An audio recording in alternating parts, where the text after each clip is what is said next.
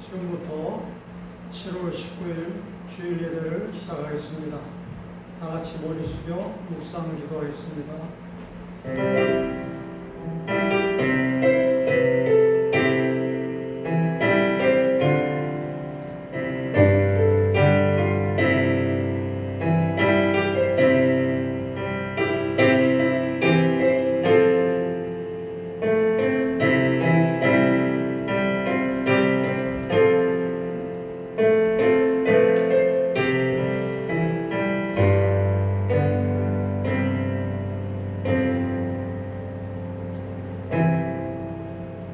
내가 산을 향하여 눈을 들리라. 나의 도움이 어디서 올꼬?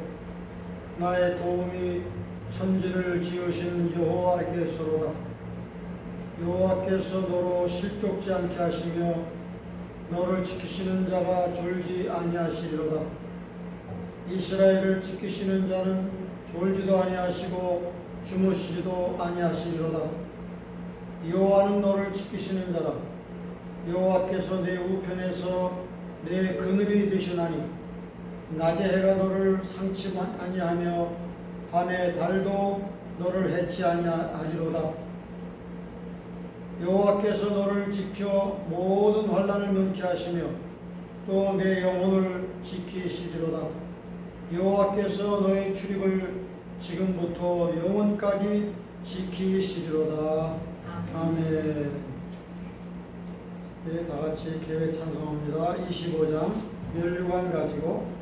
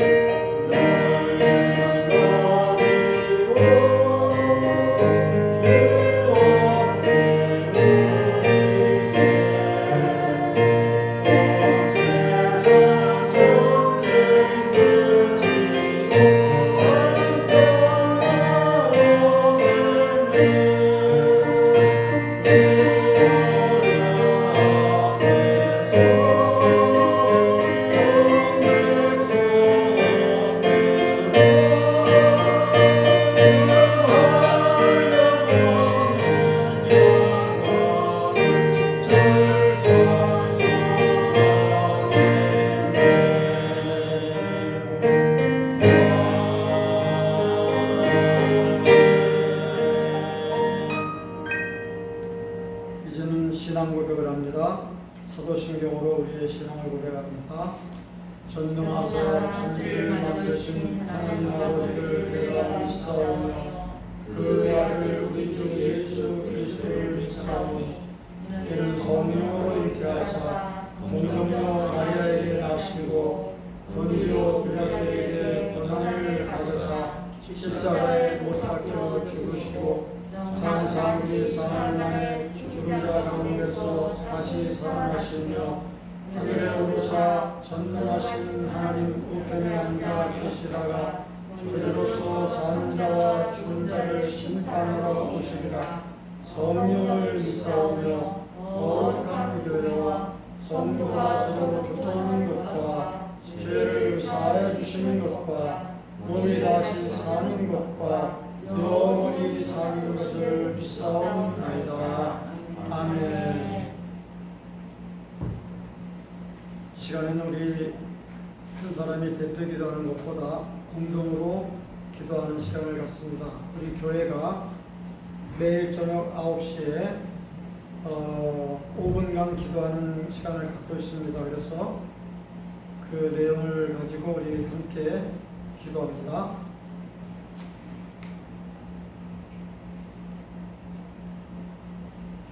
자, 첫 번째 함께 읽어보겠습니다. 그들에겐 코로나와의 싸움에서 모든 이들이 지치지 않게 도와주시고 용리한 사람들의 방송과 일터를 전능하신 팔로 두루 지켜주소서. 정말 하나님을 경외하는 성도님들의 가정을 보호해달라는 기도고, 두 번째요, 사람과의 단절 거리두기를 통해 오히려 내면의 주님께 집중하는 영성 추구가 일시적인 것으로 끝나지 않고 지속적인 우선순위가 되게 하소서. 계속해서 내면에서 주님을 교통하는 시간을. 그 다음에 세 번째,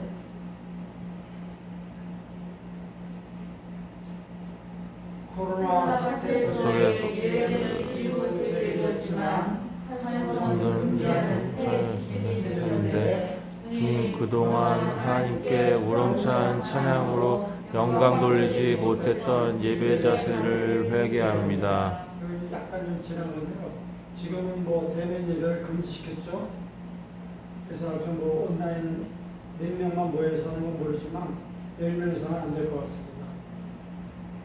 그다음에 네 번째, 다만 이념적 갈등과 위기를 겪고 있습니다. 사회주의 체제를 신봉하지 않고 자유민주주의 체제를 지켜나갈 수 있게 도와주소서. 참 중요하죠. 남한이 지금 굉장히 좌우 갈등이 심한데, 다섯 번째, 북한 김정은 독재 체제와 함께 북한 전역에 있는 2만 개가 넘는 김일성 농상이 무너지고 그 자리에 주님의 몸된 교회가 세워지게 하소서. 북한 교회가 재건되기를 위해서 우리가 기도하고 있거든요. 여섯 번째, 우리 이스라엘 축복합니다. 이스라엘을 뜻이니가 양떼를 모으듯 계속해서 유대인을 전 세계에서 모으사 마지막 때 아버지의 뜻을 이루소서. 유대인이 끝난 게 아니거든요. 마지막 때에 유대인을 하나님이 회개시켜서 구원의 백성으로 삼으려는 뜻이 있기 때문에 지금도 계속 전 세계에서 유대인이 모이고 있습니다. 이게 하나님의 뜻이거든요. 일곱 번째, 예루살렘의 평화를 위해 기도합니다. 예루살렘이 이스라엘의 수도로 남게 하시고 분할되지 않게 지켜주소서. 지금 세계 열방이 팔레스틴 나라가 자꾸 이걸 만들려고 하는데 그게 하나님 뜻이 아닙니다. 그래서 이 예루살렘의 수도는, 이스라엘 수도는 이제 천년왕국까지 연결되는 거기 때문에 굉장히 중요합니다. 예수님이 재림하셔서 이 땅을 통치할 때에 예루살렘을 중심으로 통치하게끔 예언되어 있습니다. 그래서 예루살렘을 해서 기도하는 게 중요하고요. 마지막 여덟 번째, 종교도의 신앙과 기독교의 전통적 가치관에 의해 세워진 미국이 이념적으로 극심한 혼란을 겪고 있습니다.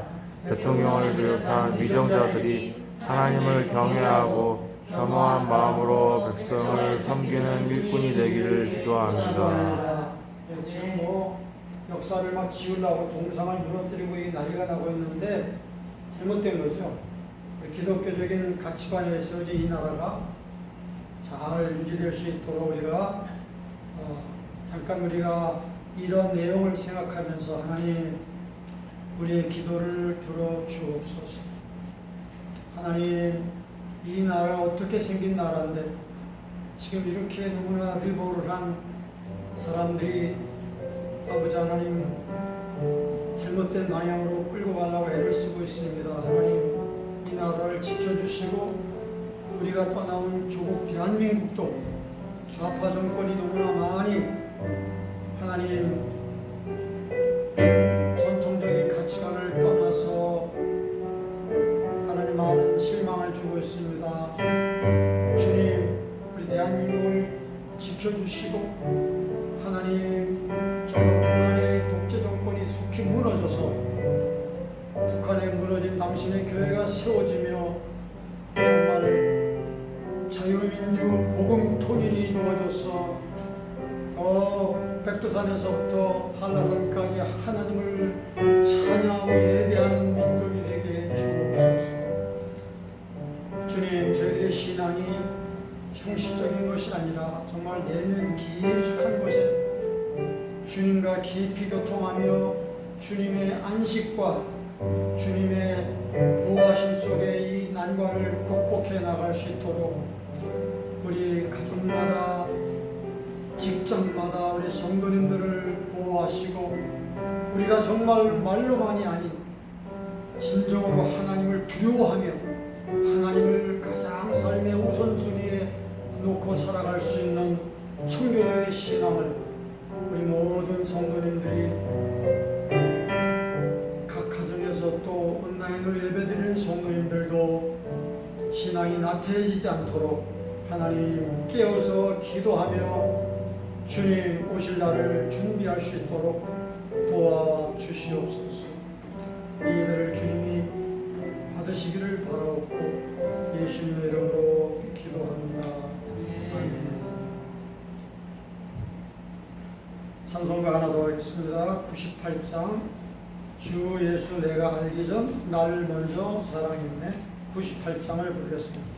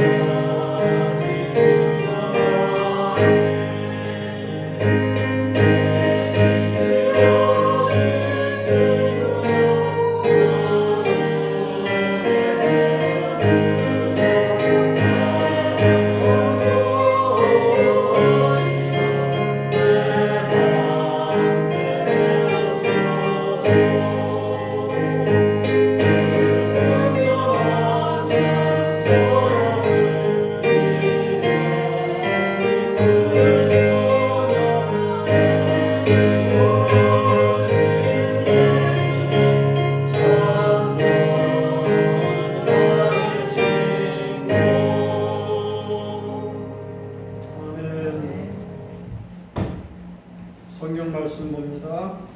오늘의 성경 말씀은 구약 성경 레위기, 구약 성경 레위기 25장에서 봅니다. 앞에 창세기 다음에 출애굽기, 그 다음에 레위기가 있습니다. 레위기 25장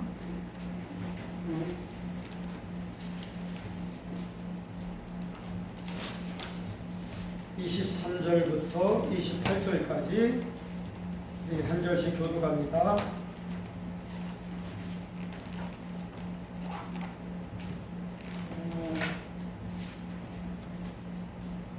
23절부터 28절까지 한 절씩 교독합니다. 23절 제가 읽겠습니다. 토지를 영영히 팔지 말 것은 토지는 다 내 것임이라. 너희는 나그네요 우고하는 자로서 나와 함께 있느니라.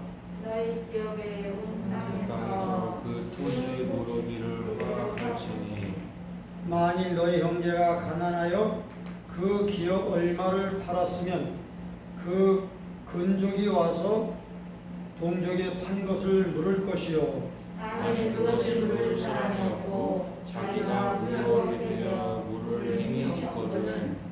물을 힘이 있거든. 그 판해를 계수하여 그 남은 값을 산자에게 주고 그 기업으로 돌아갈 것이니라. 그러나 자기가 물을 힘이 없으면 그한 것이 피년이 되기까지 산자의 손에 있다가 피년에 미쳐 돌아오시니 그가 곧 그 기업으로 돌아갈 것이니라. 아멘. 그래서 오늘의 설교 제목은요, 우리가 모르고 지킨 성경의 법이 있습니다. 그걸 가지고 이제 제가 말씀을 나눌 텐데요. 특별히 오늘 여기 본문의 말씀 중에서 어려운 단어가 있어요. 그래서 두 가지만 설명을 합니다. 어려운 단어. 기업이라는 단어가 있고요. 물은다 하는 단어가 있습니다. 이게 좀 우리가 생소한 단어죠. 이 기업, 여기에서 나오는 기업은요, 우리가 뭐 중소기업, 대기업 하는 그런 그 어떤 말하면 엔터프라이즈, 컴퍼니를 말하는 게 아니고요. 여기서 말하는 기업은 한문으로 땅 기자입니다. 그러니까 땅을 말하는 거예요.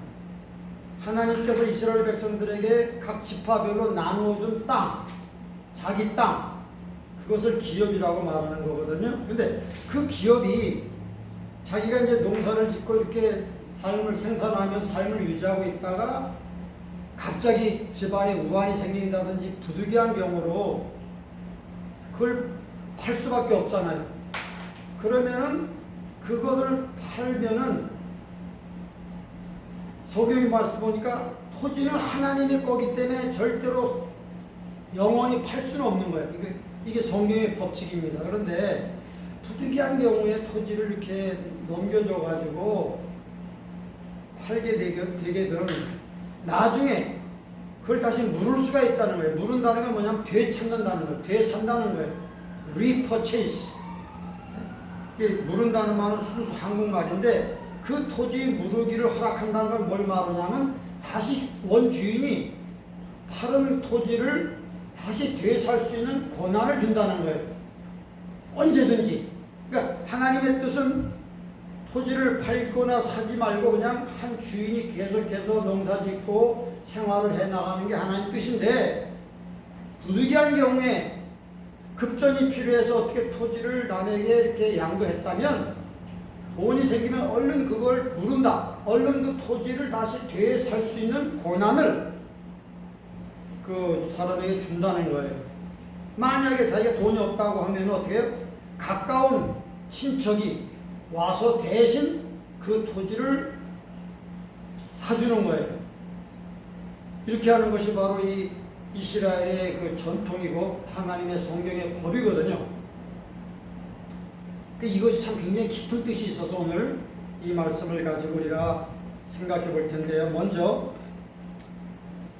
서론적으로 우리 여러분이 알다시피 한국에 그 강원도에 가면은 황지라고 하는 곳에 수도원이 있어요. 강원도 황지에 산골짜기인데요. 거기에 그 예수원이라는 수도원이 있었거든요. 그걸 만드신 분이 누구냐 하면 그 토레이 신부님이셔요. 한국말로 대천덕 신부님. 그래서 우리가 신학교 다닐 때부터 그게 있었는데 벌써 몇십 년 전인데 좀 기도하고 싶은 사람들은 이제 거기 찾아가서 며칠씩 머물면서 노동도 하고 거기서 이제 아침 저녁으로 기도회도 하고 그 토레이 신부님 말씀도 듣고 했는데 굉장히 참 영성이 뛰어나신 분이십니다. 그래서 여러분 한국에 유명한 그 조영규 목사님도 있잖아요. 조영규 목사님도 이 토레이 신부님을 존경해서 한국말도 잘하십니다. 그래서 자기 11조를 조영규 목사님도 그쪽으로 보냈다고 하는 얘기가 있어요. 근데 이분이 이 토지에 관해서 굉장히 관심이 많았어요.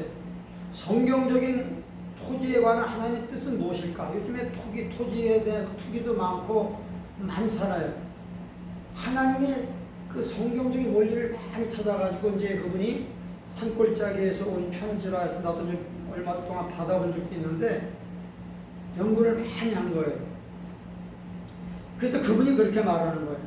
우리 한국 민족은 자기도 알지 못하는 사이에 지킨 성경에 두 가지 법이 있다는 거예요. 그런 법을 이 민족적으로 지켰기 때문에 지금 이 좁은 땅덩어리, 자원도 없고 어려운 나라가, 남북한이 분단된 어려운 나라가 지금까지 세계 경제 10대국이 되고 이렇게 번영을 누리고 있는 것은 바로 하나님 앞에 그러한 자기도 모르는 사이에 지켰던 하나님의 법이 있었기 때문에 이런 축복과 번영을 누리는 것이다, 이렇게 말하고 있거든요. 굉장히 일리가 있는 말씀입니다. 첫 번째 지킨 것이 뭐냐? 성경에 보면 나그네를 너희는 잘 접대하라고 말하고 있습니다. 고아와 과부를 환난 중에 돌아보고 나그네를 잘 접대하는 것이 하나님의 명령이잖아요. 성경 구약을 읽어보면 여러 번에 걸쳐 그것이 하나님의 뜻이다. 헐벗고 굶주리는 나그네, 정처 없이 떠드는 나그네를 너희들이 잘 접대해주고, 또 고아와 과부들, 세상에서 가장 불쌍한 사람들을 너희들이 사랑하고 돌봐주면 그것이 하나님의 마음을 실천하는 것이다, 이렇게 말했거든요. 이것을 언제 우리나라가 실천했느냐? 여러분, 1945년 8월 15일에 우리 일본 치하에서 독립됐잖아요. 한국이 독립되고 나서 그 다음에 북한 북쪽에는 이제 공산당 정권이 이제 수립되고, 남한에는 이제 자유정권, 이승만 대통령을 중심한 자유정권이 이렇게 분단돼서 설립됐는데, 그런 와중에서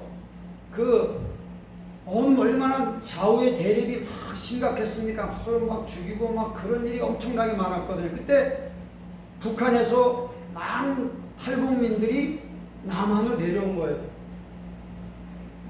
그 다음에 6.25 동란 얼마 있지 않아서 1950년 6.25가 터졌는데, 그때도 북한에서 이 공산치하에서 못 살겠다 해갖고 수많은 북한 사람들이 남한으로 밀려 내려왔어요. 그래갖고 8.15 해방과 그 6.25 동란을 전후해서 짧은 기간에 약 1,000만 명의 북한 동포들이 남한으로 내려온 거예요.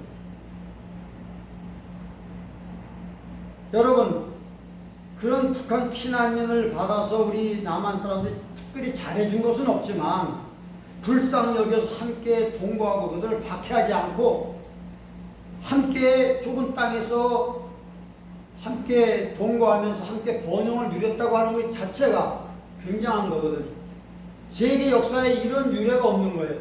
그 좁은 땅덩어리에 그 수많은 1,000만 명이 넘는 피난민들을 받아가지고 그들을 핍박하지도 않고 잘 대해주고 그들이 정착할 수 있도록 이렇게 같이 동거하면서 살았던 것, 그것이 바로 하나님 보시기에 너무나 그것이 아름다운 행동이었다는 것이. 그 다음에 또 한 가지는 뭐냐면요,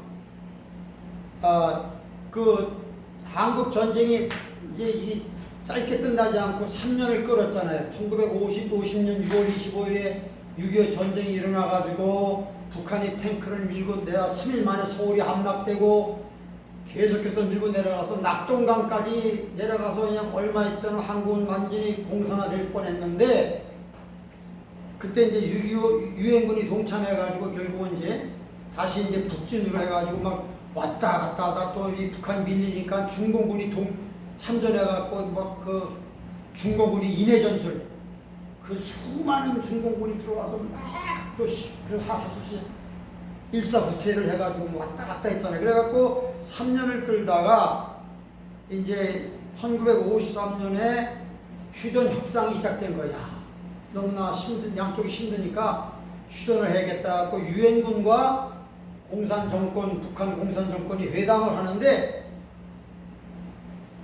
이승만 대통령은 절대 반대했어요.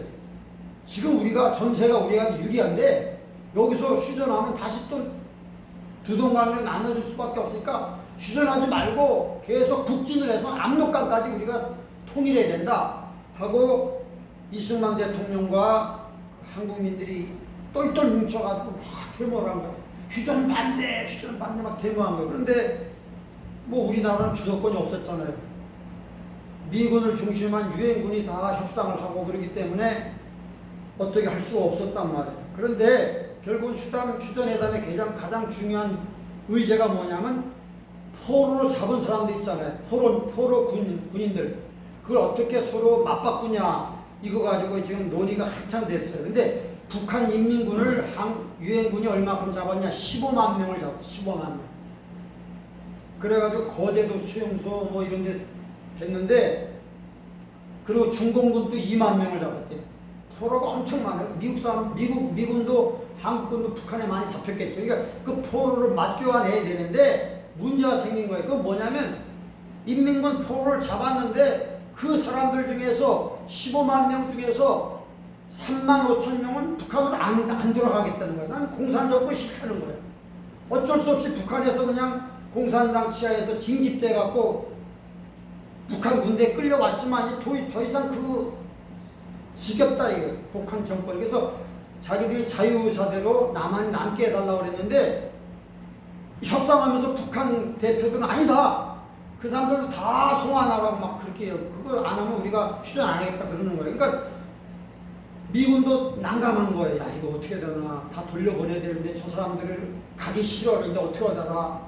그러나 안 돌려보냈으면 저쪽에 미군 포로도 돌려주지 않는다는 거예요. 그러니까 참 굉장히 힘들었어요. 그러니까 이때 마저 이승만 대통령이 대단한 사람이야.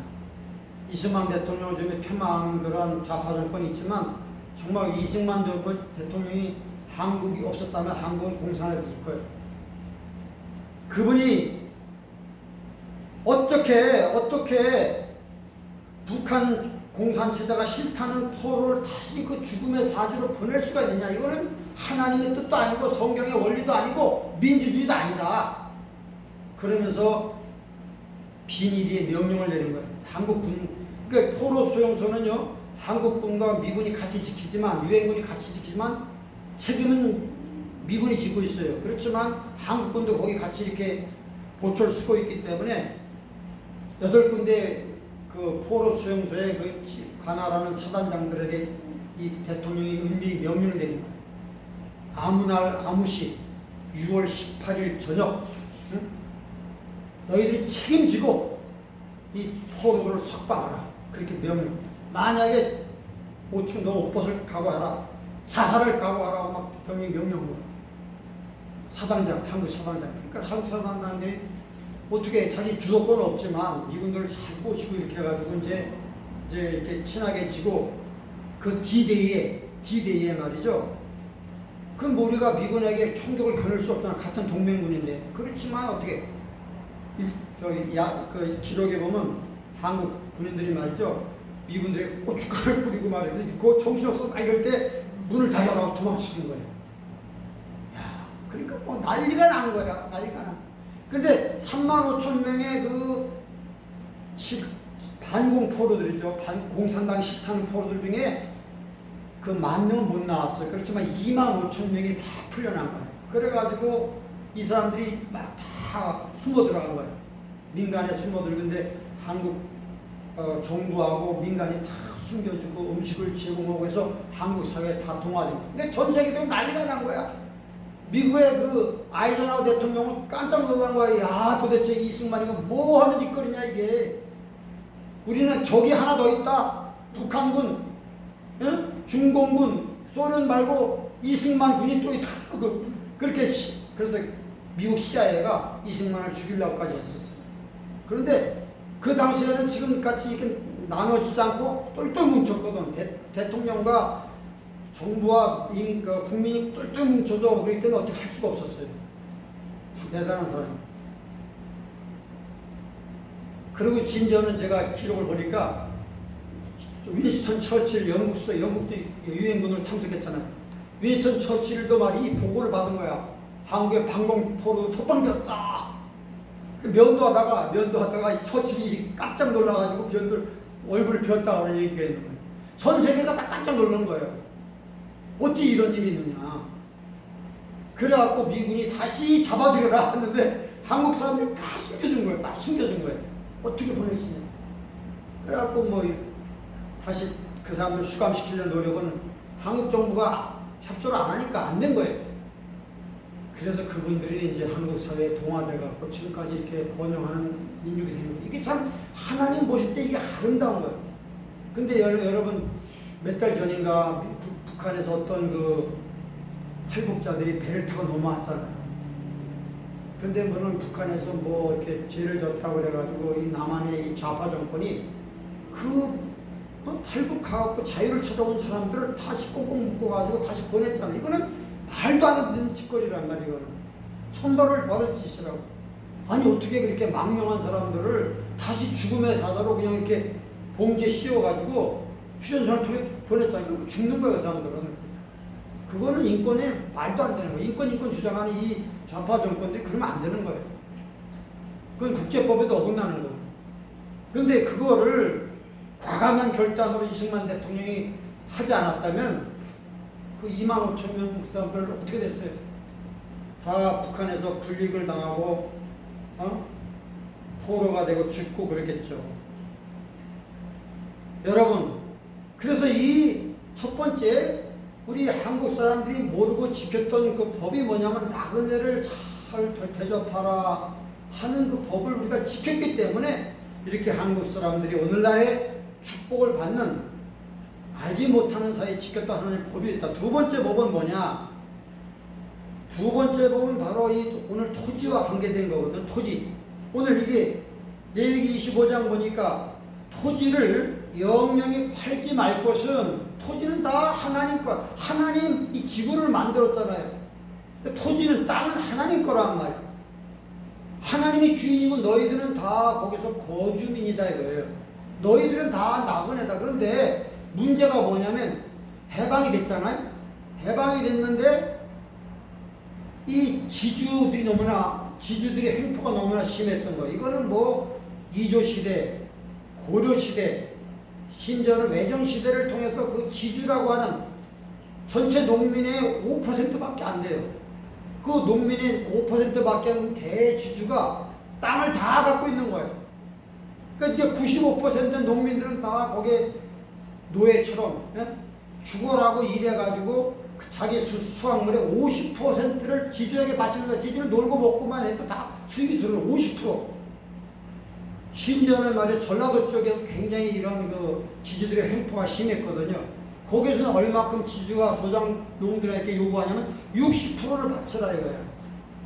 수확하면은 100가마니였으면 60가마니를 지주에게 바치고 40가마니 갖고 살라는 거예요. 이건 너무나 어려운 거죠. 그러니까 참 이걸 보고 나서 이 이승만 대통령이 이거를 개혁하지 않으면 이거는 한국의 민주주의는 되지도 않겠다. 그렇게 생각한 거예요. 그래가지고 특단의 조치를 취한 거예요. 그래가지고 농림부 장관에 누구를 임명했냐면 조봉암 씨를 임명했어요. 여러분, 조봉암 씨는 옛날에 그 공산주의자였어요. 굉장히 똑똑하거든요. 근데 나중에 공산주의가 해방된 다음에 하는 짓거리를 보고 진정권을 줘갖고 이 자유민주주의를 전향한 사람이에요. 그 사람을 딱 농림부 장관 임명해갖고 특명을 준 거예요. 자, 내가 책임지고 이 농지 개혁을 해야겠다. 농지 개혁. 이것이 안 되면 이거 민주주의는 이 나라에 뿌리될 수가 없다. 그렇게 말합니다. 그러니까 알았습니다. 각하 하면서 이제 했는데 그 농림부 산하에 농지개혁 특별팀을 꾸린 거예요. 그래갖고 막 열심히 일을 했는데 여러분 반대가 얼마나 심한지 알아요? 여러분 그 당시에 국회의원들이 다 지주 출신이야. 지주 출신도 국회의원들이 다 반대하는 거예요. 야 이거 아니다 이거. 우리가 뭐 공산주의 같이 될 거냐 말이야. 막 그렇게 반대하는 거예요. 근데 워낙 이승만 대통령이 강력하게 밀어붙이니까 그러한 반대도 무릅쓰고 이제 이게 국회에서 통과가 된 거예요. 어떻게 됐냐? 그래서 땅을 말이죠. 지주의 땅을 다 정부에서 강제로 산 거예요. 공산당처럼 강제로 빼앗은 건 아니고 돈을 주고 그걸 유상 몰수라고 그래. 공산당은 어떻게 하죠? 무상 몰수잖아요. 공산당은 저 북한에서 지주들 걸 다 그냥 총칼로 뺏어버린 거예요. 그래야 무상 몰수해갖고 무상으로 나눠준 거야. 그러니까 처음엔 다 인민이 좋다고 그랬죠. 근데 이거 나중에는 뭐예요? 공산당의 문제가 뭐예요? 내 것도 아니고 네 것도 아니니까 거기다 거름을 주기도 하고. 이게 나중에는요, 농지가 다 피폐해서 수확이 안 되는 거예요. 다 망하는 거예요. 공산당은 다 망할 수밖에 없어. 뜻은 좋지만. 근데 이승만 대통령이 어떻게 했느냐? 그 지주에게 돈을 주고 그걸 정부에서 산 거예요. 근데 싼 가격에. 시가가 아니라 정부에서 정한 고시가격이 있어요. 그걸 사버린 거예요. 그래갖고 농민들에게 그걸 다 나눠준 거예요. 근데 무상으로 준 게 아니야. 농민들이 갚으라는 거예요. 근데 기한서를 딱 농림부 장관이 이제 그 대통령이 올렸는데 보니까 얼마만큼 이걸 갚아야 되냐면 3년 안에 그걸 갚으라고 그랬던 거예요. 그러니까 이승만 대통령이 딱 보니까 아니 도대체 농민들이 돈도 없는데 3년 동안 어떻게 이걸 갚으냐, 먹고 살아야 될 텐데 그 빨간 줄을 딱 그거 가지고 6년으로 딱 만들어버린 거예요. 그 6년이니까 여유가 있잖아요. 그걸 다 무상으로 받아가지고 6년 동안 그 정부에다 갚는 거예요. 그럼 정부에서 그걸 지주들에게 정부 고시 가격으로 다 돈을 주고 싼 가격에 강제로 매입해가지고 농민들도 6년에 걸쳐서 그걸 갚아 나가는 거예요. 정부의 돈을. 그래가지고 농지개혁이 언제 완성됐느냐? 6.25 나기 2달 전에 1950년 4월 20일 날 이게 완성된 거예요. 여러분 굉장히 중요한 겁니다. 그 전문가들은 말하기를 한국이 왜 아니 3일 만에 서울이 떨어졌는데 어떻게 해서 한국이 공산화되지 않니? 김일성은 장담한 거예요. 서울만 우리가 뺐으면 이 농민들은 다 우리한테 쌍수 들고 환영할 것이다. 지주한테 하도 고달프게 고통당했으니까 공산당이 와서 다 지주를 때려 부시고 땅을 다 분배한다니까 얼마나 좋아요. 그러니까 다 우리를 환영할 것이다 하고 떵떵거린 거예요. 서울만 함락하면 나만 공산한 이건 시간 먹기다 이렇게 생각했는데 그게 안 된 거예요. 왜 그럴까요? 이게 바로 농지개혁이 되었기 때문에 그런 거예요. 여러 가지 이유가 있죠. 그렇지만 경제적인 측면 전문가들이 볼 때 한국 공산화가 안 된 것은 이 농지개혁이 2달 전에 6.25 전쟁 2달 전에 마무리되어가지고 이제 농민들이 자기 땅이 생겼잖아요. 그러니까 농민들이 우리 땅을 지켜야 된다 해가지고 서로 전쟁에 나와갖고 이제 공산당을 막아야 된다고 다 전쟁에 막 저어서 나왔단 말이에요. 그게 안 이루어졌으면요 한국은 끝나버린 거예요. 이게 참 굉장히 중요한 겁니다. 한국 전쟁을 그래서 이 경제적인 측면에 여러분 보세요. 월남 전쟁을 보시면 알 수 있어요. 여러분 월남 전쟁에 미국이 발을 잘못 디뎠죠. 그래갖고 이 수렁에 빠졌어요. 세계 최강의 미국 군대가 그 10년인가 월남 전쟁에 50만 명을 투입한 거예요. 그리고 돈과 폭탄을 그냥 물 붓듯이 집어넣는데 도대체 승리할 기미가 안 보여요. 낮에는 한국군과 미군이 어떤 마을을 점령했는데 그 다음날 저녁에 보면은 베트콩이 천지가 돼버린 거예요. 도대체 안 되는 거야. 암만 해도 이길 수가 없는 전쟁. 그래가지고 고민을 많이 했는데 이제 CIA가 연구를 한 거야. 도대체 이게 어떻게 된 거야? 연구를 해보니까 이것도 베트남 전도요. 이것도 경제 문제, 경제적인 측면에서 봐야 돼. 아무리 많은 무기를 돈을 들이고 그냥 미군 부대가 그냥 그 밀림이 전체를 막 폭탄을 투하고 해도 안 되는 거야. 그 인민들의 마음을 잡자는 안 되는데 문제는 뭐냐? 그 베트남의 지주하고 농민들 사이에 이 소장농이 문제가 있었던 거예요. 그 지주도 한국처럼 말이죠. 5%도 안 되는 지주가 캐톨릭 신자였단 말이에요. 그러니까 월남은요. 그 프랑스의 지배를 오랫동안 받았어요. 그때 프랑스가 캐톨릭 국가잖아요. 그러니까 프랑스의 그 캐톨릭 지배층에 붙어가지고 우리나라의 친일파처럼 거기 붙어가지고 이 특권을 누렸던 사람들이 나중에 프랑스가 철수한 다음에 대지주가 된 거예요. 그 대지주가 10%도 안 된 대지주가 만석군, 천석군 해갖고 땅을 많이 갖고 있는 거예요. 그러니까 그다 거기서 용사를 붙여먹는 소장농은 다 불교 신자였어요. 불교 신자였어요. 그러니까 그 사람들도 뭐 자기가 열심히 일하고 50% 이상을 다 지주한테 내니까 이 불만이 엄청 많았던 거야. 근데 거기 그 불만을 누가 공산당이 파고들어간 거야. 야, 너희들 말이 공산당이 정권을 잡으면 너희들 말이지 이 지주를 딱 때려치고 너희들에게 이렇게 잘 살게 해주겠다. 이러니까 말이죠. 어떻게 낮에는 할 수 없이 미군에 져도 저녁에는 다 공산당에게 우리 공산당 이렇게 해갖고 자꾸 안 되는 거예요. 그러니까 CIA에서 그걸 조사해가지고 미국 정부에 그 인포메이션 준 거예요. 이 월남도 한국처럼 토지 개혁, 농지 개혁을 하지 않으면은 희망이 없습니다. 아무리 많은 물자와 군인을 쏟아부어도 이건 이길 승산이 없습니다. 그래가지고 이제 미국에서 월남의 수상이나 이 지도층에게 말한 거예요. 당신들 빨리 이렇게 한국을 본받아가지고 이렇게 농지 개혁을 하지 않으면 승산이 없다. 이렇게 얘기해요. 그런데 월남의 지도층들이 그걸 받아들이지 않은 거예요. 그 엘리트들이 우리가 알죠? 1974년 월남 폐망할 때 막 보트 피플 생기고 말이죠. 그냥 이제 사이공이 함 불바다가 신문에 막 나왔을 때 제가 그 74년도에 제가 그 고등학교 2학년 때인가 그랬어요. 그래갖고 막 미군이 헬리콥터하고 탈출하려고 얼마나 난리 쳤습니까? 근데 그 땅 문서, 그 지주들이 막 땅 문서를 쥐고 죽어간 거예요. 땅 문서 쥐고 돌에 맞아서 죽어가고 그런 거예요. 그걸 일찌감치 포기하고 자기 소녀보더라도 농지 개혁을 완성했다면 이렇게 월남이 공산화되지는 않았을 거예요.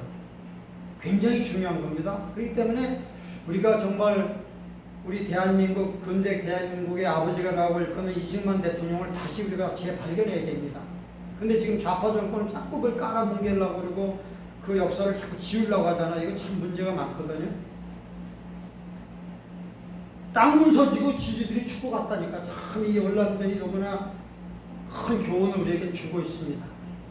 자, 오늘 그래서 이런 말씀을 보면서 여러분 이 경제 문제가 굉장히 중요합니다. 우리가 성경은 예수 믿고 구원받아서 천국 가는 복음이에요. 그것이 없으면 성경이 아닌 거예요. 그렇지만 성경은 그것만 있는 게 아니라 그리스도인들이 구원받은 그리스도인들이 어떤 경제관을 가지고 살아야 되며 이런 것들이 다 여기 나와 있거든요. 경제는 세 가지가 중요해요. 경제는 첫째 자본이 있어야 되고요. 그 다음에 노동이 있어야 되고 그 다음에 토지가 있어야 돼요. 경제의 3요소예요. 그래서 경제에서 노동을 강조하는 사람들은 공산당이에요. 제일 중요한 게 노동이다. 노동자, 프롤레타리아, 혁명, 노동자를 잘 대우해야 된다. 이게 공산주의가 강조하는 거예요. 자본주의는 뭘 강조합니까? 자본이다. 자본을 투자해서 기업을 일으키지 않으면 어떻게 우리 나라가 발전할 수 있느냐? 자본이 더 중요하다. 자본을 강조하는 자본주의. 근데 성경은요, 토지를 강조하는 거예요. 토지. 하나님 만드신 만물이 다 하나님 건데 이 토지는 어떤 사람이 지주가 돼갖고 많이 이렇게 끌어보면 안 된다. 그래서 여러분 러시아의 대문호 톨스토이는요 그 백작이었잖아요. 백작이었고 톨스토이는 많은 지주였어요. 근데 성경의 원리를 깨달으니까 이건 안 되는 거예요. 잘못된 거예요. 그래가지고 나중에 이걸 다 농민들에게 나눠주려고 그랬어요. 그랬더니 이거 부인이 말이죠. 난리친 거예요. 아니 농민들 다 나눠주면 우리는 뭐 먹고 사느냐. 내가 눈에 흙이 들어와도 안 된다고 막 톨스토이가 얼마나 싸웠는지 몰라요. 나중에는 하도 그 와이프가 바가지를 긁어가지고 톨스토이가 나중에 가출했잖아요. 여러분 정말 톨스토이 그 작품을 읽어보면 요즘도 그 톨스토이가 쓴 사람이 무엇을 사는가, 바보 이반 이야기 이런 걸 단편소설 읽어보면 그 소설 속에 기독교의 그 세계관이 잔뜩 들어있어요. 정말 위대한 작가입니다.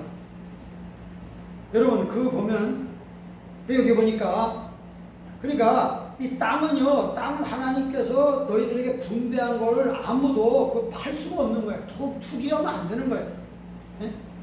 그런데 아까도 말했듯이 부득이한 경우에 농사를 짓다가 갑자기 일이 생겨 돈 쓸 일이 있어가지고 할 수 없이 토지를 부득이하게 팔게 될 경우는 그냥 나중에 캐시가 생기면 다시 물은다. 토지 무르는 걸 허락한다. 다시 되찾는다. 리퍼체이스 한다. 이것이 하나님의 뜻이에요. 근데 너희가 돈이 없으면 그 영령이 남에게 가면 안 되기 때문에 너 가족 중에 가까운 친척이 와서, 힘 있는 친척이 와서 너를 위해서 그걸 대신 사줄 수 있다. 이게 토지 무르기의 놀라운 비법. 이게 룻기의 주제란 말이에요. 네. 그러니까 여러분 이게 그 토지 무른다는 걸 영어로 redeem한다고. redeem한다는 게 뭐냐면 구속한다는 뜻이, 이게 이 신약에 와서 이 땅을 되사준다, 토지 무른다 하는 것, 신약에 와서 어떻게 바뀌었느냐. 신약에 와서 이것이 말이죠, 더 승화된 거야, 이 개념이. 그 redeem이라는 것이 redemption, 구속이란 말이에요. 속량됐다. 그러니까 우리 영혼이, 우리 구약의 땅을 말하지만 우리 영혼이 말이죠, 죄 때문에 팔렸어요. 누구에게 팔렸어요? 우리 영혼이 사탄에게 팔려버린 거예요. 그래서 우리 영혼을 사탄에게 소유권이 넘어간 거예요. 사탄의 종로로 타는 거예요, 우리는. 그러니까 사탄의 종로로 타니까 얼마나 괴로워.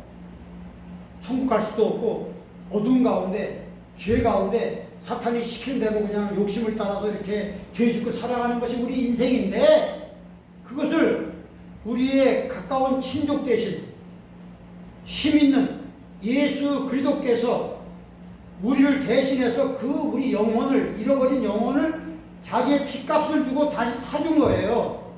그래서 어둠에서 빛으로 오게 했고, 사탄의 노예에서 하나님의 자녀로 심판받을 수밖에 없는 위치에서 영원한 생명을 받을 수 있도록 하나님이 공짜로 예수님을 이 땅에 보내주셔가지고, 우리의 가까운, 여러분, 하나님은요 우리를 죽을 수가 없어요. 그죠? 하나님 죽을 수가 없잖아요. 영이신데 어떻게 죽어요? 천사가 우리를 죽을 수 있습니까? 천사도 못 죽어요. 그러니까 하나님께서 죽을 수 있는 인간의 몸을 입고 이 땅에 자기의 아들을 보내신 거예요. 인간의 몸을 입고 왔기 때문에 그는 죽을 수가 있는 거예요. 근데 여러분 성경 말씀 보니까 뭐랬죠?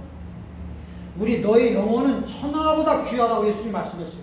우리 영혼이 굉장히 귀한 거예요. 값으로 칠 수가 없는 거예요. 여러분, 천하가, 지구 땅덩어리가 얼마나 값이 될 것 같아요? 될 수가 없잖아요. 그러니까 이 영혼을 사탄에게 팔려버린 영혼을 되살리려면 이 얼마나 많은 값을 줘야 되냐고요. 그러니까 뭐 또 금과 은 갖고 될 수가 있는 게 아니란 말이에요. 천지 만물을 만드신 그 가장 고귀한 하나님의 생명이 아니고서는 이 지구보다 귀한 인간의 영혼을 다시 리디임할 수가 없는 거야. 다시 되사가지고 주인께 돌릴 수가 없는 거란 말이에요. 그래서 하나님이 인간의 몸을 입으시고, 죽을 수 있는 인간의 몸을 입으시고 자기의 피를 흘려서 십자가에 죽으심으로 말미암아 그 값을 다 치르셔가지고 다시 우리를 자유케 하신 거예요. 다시 우리의 영혼의 땅을 살게 하신 거예요. 영이 살아나게 한 거예요. 하나님의 자녀가 되게 한 거예요. 영생을 얻게 한 거예요. 죄를 용서하신 거예요. 이걸 바로 리뎀션 했다, 속량받았다, 구원받았다 이렇게 말하거든요. 리뎀션. 그 성경 하나 찾아봅시다. 이게 구약의 25장, 레위기 25장과 짝을 이루는 건 신약의 로마서 3장을 보세요. 로마서 3장을 보면 짝을 이루는 거예요. 짝이 있거든, 성경에. 우리가 잘 아는 내용. 로마 3장 똑같은 23절을 봅시다. 23절. 로마 3장 23절 봅시다. 거기 보면 같이 읽을까요? 23절.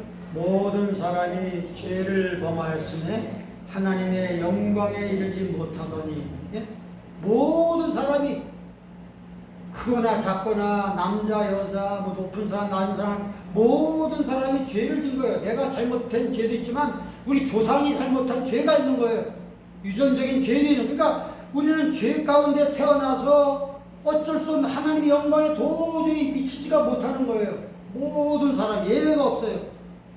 다 지옥 갈 수밖에 없고 다 영혼의 그 땅을 마귀에게 팔려가지고 다 신음하면서 고생하면서 지옥으로 끌려갈 수밖에 없는데, 하나님의 영광에 이를 수가 없는데, 24절 놀라운 일입니다. 시작. 그리도 예수 안에 있는 구속으로 말미암아 하나님의 은혜로 값없이 의롭다 하심을 얻은 자 되었느니라.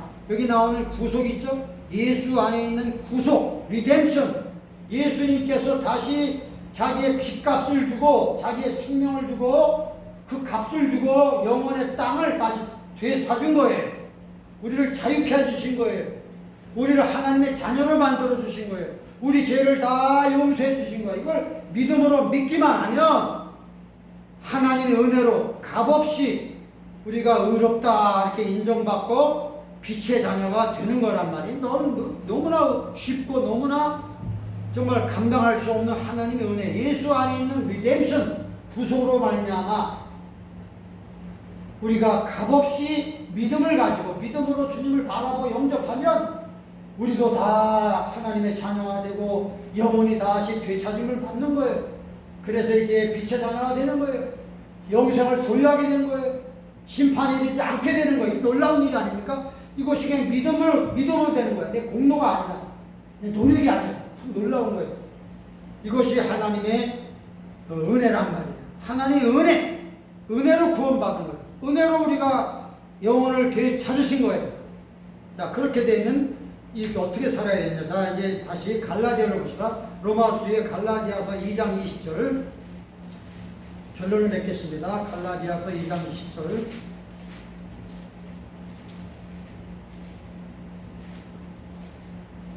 거기에 보면 우리가 잘 아는 내용이 있잖아요. 304페이지 갈라디아 2장 20절 읽어봅시다. 시작. 내가 그리스도와 함께 십자가에 못 박혔나니 그런즉 이제 내가 산 것이 아니요 오직 내 안에 그리스도께서 사신 것이라. 아주 유명한 말씀이죠. 여러분, 우리 기독교의 진리는 신비합니다. 여기 보니까 내가 그리스도와 함께 십자가에 못 박혔나니, 아니 도대체 2000년에 돌아가신 예수님과 나는 지금 미국에 살고 있고 예수님은 저 팔레스틴의 예루살렘의 그 시외 갈보리 언덕에서 돌아가셨는데, 아니 그거하고 나하고 무슨 상관이 있단 말이야. 그런데 2000년의 시간이 있고 공간적으로 엄청나게 떨어져 있지만 신비하게 내가 예수를 영접한 사람들은 내가 그리스도와 함께 십자가에 못 박혔나니, 내 옛사람이, 내 옛 자아가 예수님과 함께 십자가에 못 박혔다니 이제는 내가 산 것이 아니요 내 안에 그리스도께서 살아계신 것이다. 그렇게 고백을 할 수가 있는 거예요. 신비한 겁니다. 이게 믿음의 세계는 신비한 거예요. 시간과 공간을 초월하는 신비한 능력이 있는 거예요. 그래서 이제 내가 사는 것은 내 안에 그리스도께서 살아가는 것이다. 내 옛사람은 예수님과 함께 2000년의 십자가에 못 박혀 죽었고 내 욕심과 내 자아는 죽었고 이제는 내 안에 그리스도께서 살아계시기 때문에 그를 믿는 믿음으로 그분의 영광을 위해서 그분을 섬기면서 살아가는 것이 나의 크리스찬의 삶이다 라고 하는 것을 말하는 거예요. 이런 신비한 그 시간을 가지고 날마다 이 말씀을 고백하고 살 때 우리는 영생을 소유한 하나님의 자녀로서, 빛의 자녀로서 이제 주님이 얼마 있다 오셔가지고 이 땅을 심판할 때 나를 영접해서 주님의 천년왕국에 우리가 들어가게 되는 거예요. 그래서 우리 다시 한번 이제 크리스찬의 삶은 공짜로 믿음으로 구원을 받았어요. 리뎀션을 받았어요. 속량을 받았어요. 우리 영혼이 다시 되사주쳤습니다. 그러나 이제는 어떻게 살아야 돼? 이제는 내 안에 그리스도께 살아계신 것이다. 내 옛사람은 예수님과 함께 죽었다. 이 믿음으로 사는, 사랑으로 사는, 소망으로 사는 나만 존재하는 것이다. 이렇게 고백하며 살아갈 때에 영광스러운 하늘의 기업을 받게 되는 것입니다. 기도하십시다. 하나님 아버지, 우리가 오늘 우리가 알지 못하고 지켰던 성경의 두 가지 법 때문에 오늘날 이렇게 대한민국이 축복을 받고 세계 10대 강국이 되었습니다. 조그만 나라에서 이것이 우리가 잘나서 된 것이 아니라 하나님께서 공산화되지 않게 막아주시고 이렇게 오늘날까지 이렇게 우리를 축복해 주셨기 때문에 번영한 줄로 믿습니다.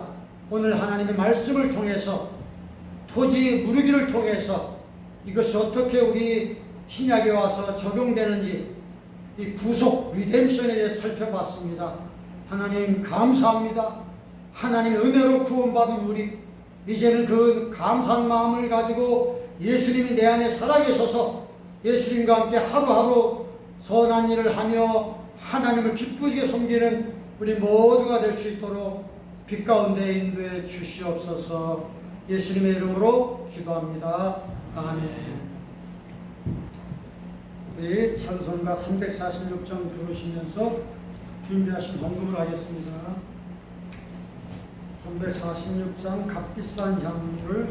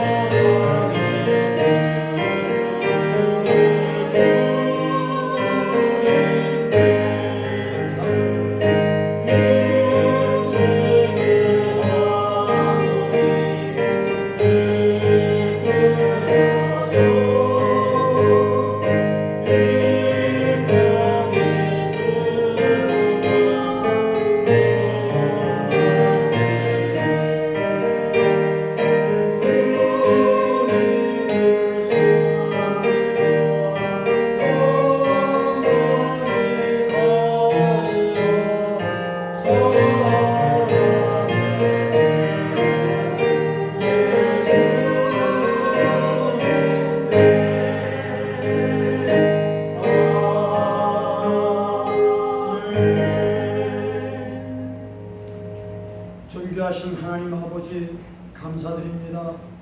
이러한 고통 가운데서도 우리를 날개 아래 능력의 손 아래 붙잡아 주시고 우리 사랑하는 성도님들 가정과 기업을 지켜주신 것을 감사합니다.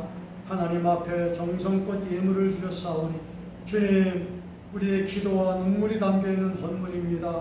하나님 아버지께서 심은 대로 거두리라는 말씀대로 하나님 아버지 믿음으로 드린 손길들마다 하나님 아버지 어려운 가운데서도 주님이 공급해 주셔서 모자라지 아니하고 남에게 꾸이지 아니하고 하나님 살아갈 수 있도록 주님이 은혜를 베풀어 주시옵소서.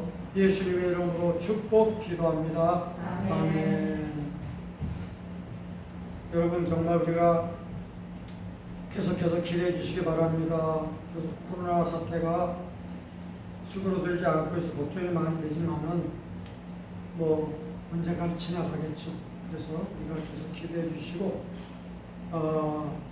우리도 이제 좀 더 확장해서 대면 예배를 보고 싶은데 여건이 안 되기 때문에 할 수 없이 이렇게 당분간 보고 있습니다. 여러분들이 계속해서 우리 카톡방을 통해서 광고를 보시고 따라서 해주시면 좋을 것 같습니다. 자, 우리 다시 다 같이 일어나셔서 59장 성령 부른 다음에 축도로 마치겠습니다. 성전을 떠나가기 전 59장 1절만 부르겠습니다.